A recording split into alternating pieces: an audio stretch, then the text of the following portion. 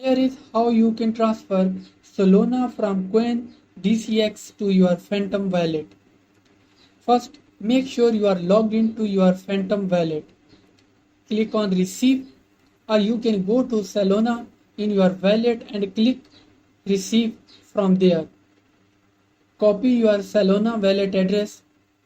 Next, open the CoinDCX app on your mobile device or desktop. Once you are logged in, navigate to Crypto Transactions and click on Withdraw. Search for Solana from the list of tokens, then select it. Paste your Phantom wallet address into the recipient field. In most cases, the network will automatically switch to Solana once you are entered the correct address. Enter the amount you want to withdraw and then click on Swipe to withdraw. Hope this helps. That's how you can transfer Solana from CoinDCX to your Phantom wallet. Until next time, goodbye.